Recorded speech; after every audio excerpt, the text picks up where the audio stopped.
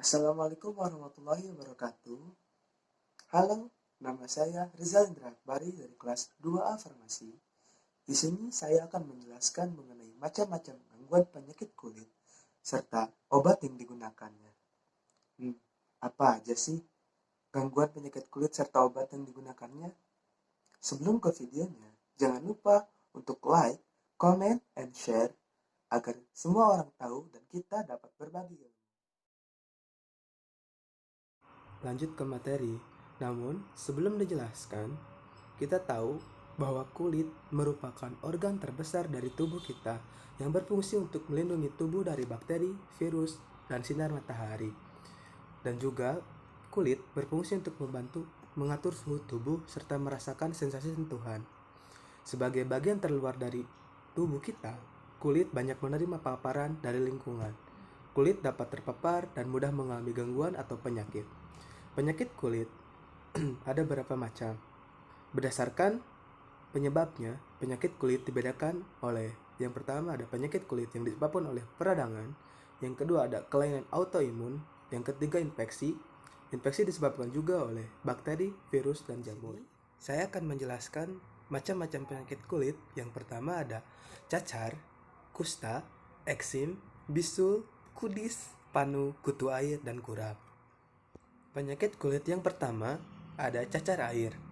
Cacar air dalam istilah medis disebut juga varicella karena penyakit ini disebabkan oleh infeksi virus varicella zoster yang mudah menular melalui percikan ludah serta kontak langsung dengan cairan yang berasal dari ruam. Penyakit ini lebih rentan menyerang anak-anak di bawah 12 tahun. Obat untuk penyakit ini yang pertama ada diphenhydramine dan kedua acyclovir. Dosis untuk diphenhydramine yaitu 25-50 mg dengan dosis maksimal per hari 300 mg. Untuk tablet acyclovir, dosisnya adalah 200-400 mg. Mekanisme dari kedua obat ini, diphenhydramine bekerja sebagai antihistamin yang berfungsi untuk meringankan gejala gatal yang disebabkan oleh ruam di cacar air ini. Yang kedua ada acyclovir, mekanismenya sebagai antivirus yang berfungsi untuk melawan virus varicella zoster penyebab cacar air. Cara penggunaan untuk tablet diphenhydramine diminum 3-4 kali sehari. Dan untuk tablet acyclovir diminum sebanyak 5 kali per hari setiap 4 jam sekali. Dan krim yang digunakan dalam penyakit cacar air yaitu krim acyclovir yang cara penggunaannya dioleskan pada area infeksi atau area yang sakit setelah kulit dibersihkan dan dikeringkan. Dioleskan setiap hari 5 kali setiap 4 jam. Efek samping dari kedua obat ini yaitu rasa kantuk, gelisah, disorientasi, euforia, kejang, penglihatan kabur, penglihatan ganda, telinga berdengung, tekanan darah rendah, konstipasi, mulut kering, mukosa hidung, serta tenggorokan terasa kering. Penyakit kulit yang selanjutnya yaitu kusta. Kusta adalah penyakit infeksi bakteri kronis yang menyerang jaringan kulit, saraf, tepi, serta saluran pernapasan. Kusta dikenal juga sebagai lepra yang disebabkan oleh infeksi bakteri Mycobacterium leprae yang dapat menular dari satu orang ke orang lainnya dengan percikan dari saluran pernapasan atau droplet atau dahak ludah yang keluar dari saat batuk atau bersin. Obat dari penyakit ini yaitu biasanya digunakan 2-3 antibiotik yang dikombinasikan seperti dapsone, rifampicin, lamprem, dan chlorpheniramine. Dosis untuk tablet dapsone yaitu 100 mg per hari dengan mekanisme sebagai antibakteri yaitu menghentikan pertumbuhan dan membunuh bakteri. Cara penggunaannya, tablet dapsone diminum dengan dosis 25-100 mg dan ada juga sediaan topikal berupa gel yang dioleskan ke tempat yang mengalami gangguan bakteri.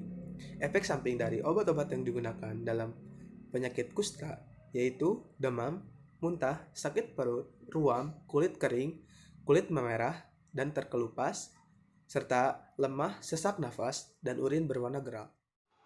Penyakit kulit yang ketiga adalah bisul atau furunkel. Bisul adalah benjolan merah pada kulit yang berisi nanah dan terasa nyeri.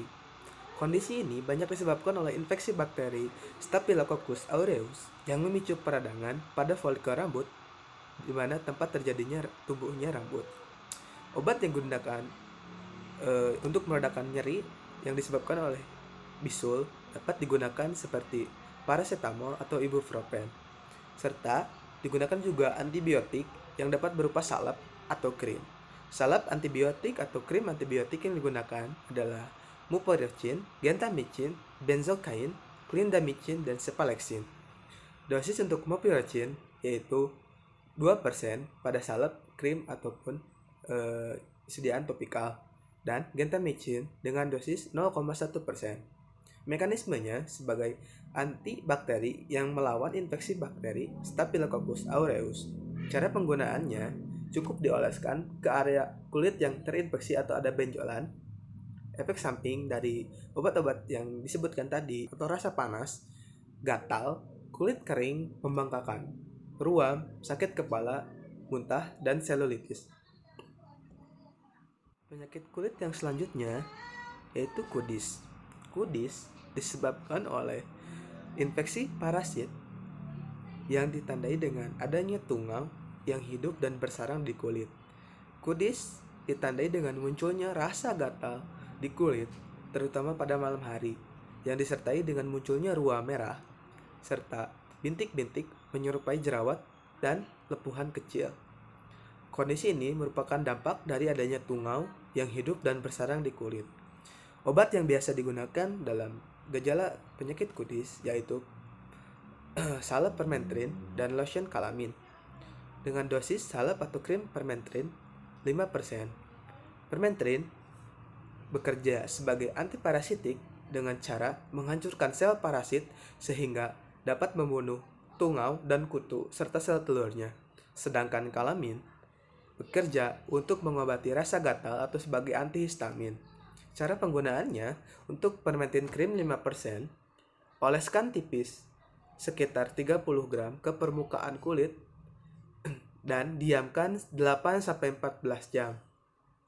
Dan untuk lotion kalamin digunakan dengan cara mengoleskan salep langsung pada daerah bermasalah dan usap dengan perlahan dan tunggu sampai lotion mengering. Efek samping dari permethrin yaitu sensasi terbakar, sensasi yang menyengat, tapi dalam waktu yang sementara, serta rasa gatal di sebagian atau seluruh tubuh. Selanjutnya adalah panu. Panu disebabkan oleh infeksi jamur yang mengganggu pigmen kulit, sehingga timbul bercak putih dengan warna yang lebih terang atau lebih gelap. Infeksi kulit ini muncul secara perlahan, namun waktu demi waktu, bercak kulit tersebut dapat menyatu dan membentuk bercak yang lebih besar. Panu disebabkan oleh infeksi jamur Malassezia furfur atau Pityrosporum ovale. Dan obat yang digunakan pada penyakit panu biasanya miconazole, terbinafin, cloritmazole, serta circlopirox dan ketoconazole yang biasanya digunakan dalam mengobati panu yang tergolong kondisi serius. Dan untuk obat yang lazim digunakan dalam mengobati panu seperti Fungiderm, Ultrasilin, Calpanax, Canesten, dan lain sebagainya. Dan untuk dosis miconazole pada sediaan salep dan krimnya digunakan miconazole 2% dan ketoconazole pada sediaan salep dan krim yaitu dosis 2% serta tablet ketoconazole dengan dosis 200 mg. Mekanismenya, miconazole bekerja dengan cara merusak struktur membran sel jamur sehingga membran sel dan senyawa penting dalam jamur itu mati dan pertumbuhan jamur dapat berhenti. Cara penggunaannya yaitu krim salep atau bedak yang mengandung 2% miconazole dioleskan 2 kali selama 2-6 minggu. Dan untuk kasus panu yang tergolong serius digunakan tablet ketoconazole dengan 1 tablet dengan dosis 200 mg diminum sekali sehari. Dan jika diperlukan, dosis dapat ditingkatkan menjadi 400 mg sekali sehari. Ada juga krim ketoconazole dengan dosis 2% yang dioleskan di area yang terinfeksi sebanyak 1-2 kali sehari selama 2-4 minggu. Perlu diingat, ketoconazole adalah obat yang digunakan untuk panu yang memiliki kondisi yang serius. Efek samping dari obat-obat yang disebutkan di atas yaitu biduran, kulit melepuh, hipopigmentasi, dermatitis kontak, iritasi saluran pernafasan, mual, muntah, sakit kepala, mata sensitif terhadap cahaya, perubahan suasana hati, depresi, diare, serta penurunan berat badan. Penyakit kulit yang selanjutnya adalah kurap. Kurap adalah infeksi jamur pada kulit yang menimbulkan ruam melingkar berwarna merah. Kurap dapat terjadi di beberapa bagian tubuh seperti di kepala, wajah, atau selangkangan. Penyebab kurap adalah jamur yang menyerang kulit. Terdapat 3 jenis jamur yang dapat menyebabkan kurap, yaitu jamur Trichopiton, Epidermophyton, dan Microsporum. Infeksi ini dapat menular melalui kontak langsung dengan penderita yang terinfeksi. Nah, karena ruamnya berbentuk cincin merah, kurap disebut juga ringworm. Obat yang biasa digunakan dalam penyakit kurap digunakan antifungi seperti cloritmazole dan miconazole dengan dosis untuk sediaan salep atau krim cloritmazole 1% dan salep miconazole 2%. Mekanismenya, kedua obat ini berfungsi sebagai antifungal yang berperan melawan infeksi jamur dan membunuh pertumbuhan jamur pada kulit. Cara penggunaannya, krim salep atau bedak yang mengandung 2% miconazole dioleskan 2 kali sehari selama 2-6 minggu. Dan oleskan krim atau salep dengan kandungan cloritmazole 1% dioleskan 2-3 kali sehari selama 2-4 minggu. Efek samping dari penggunaan obat-obat ini yaitu biduran, kulit melepuh, perubahan suasana hati, depresi, serta penurunan berat badan. Nah, setelah beberapa contoh penyakit kulit yang tadi saya sebutkan dan saya jelaskan, selain pengobatan, pencegahan juga perlu dilakukan loh, agar penyakit kulit tidak dapat menginfeksi kita serta tidak dapat menular kepada orang lain. Pencegahan-pencegahan yang dapat dilakukan untuk mencegah penyakit kulit adalah yang pertama, menjaga kebersihan diri dengan mandi setiap hari. Saat mandi disarankan menggunakan sabun yang berbahan lembut. Yang kedua, pencegahannya menghindari kontak fisik dengan penderita penyakit kulit menular. Yang ketiga, tidak berbagi penggunaan barang-barang pribadi seperti handuk, pakaian, ataupun barang-barang yang dapat menularkan dari penderita penyakit kulit. Yang ketiga, mengoleskan pelembab kulit secara rutin agar kulit tidak kering, gatal, dan iritasi. Selanjutnya, pencegahannya menghindari kebiasaan menggaruk kulit atau memecahkan bisul atau lepuhan yang muncul pada kulit. Yang terakhir, hindari cara melawat kulit wajah, termasuk cara mencerahkan wajah yang tidak sesuai dengan tipe kulit. Itulah macam-macam gangguan penyakit kulit. Terima kasih atas perhatiannya. Jangan lupa untuk like, comment, and share. Bye-bye. Assalamualaikum warahmatullahi wabarakatuh.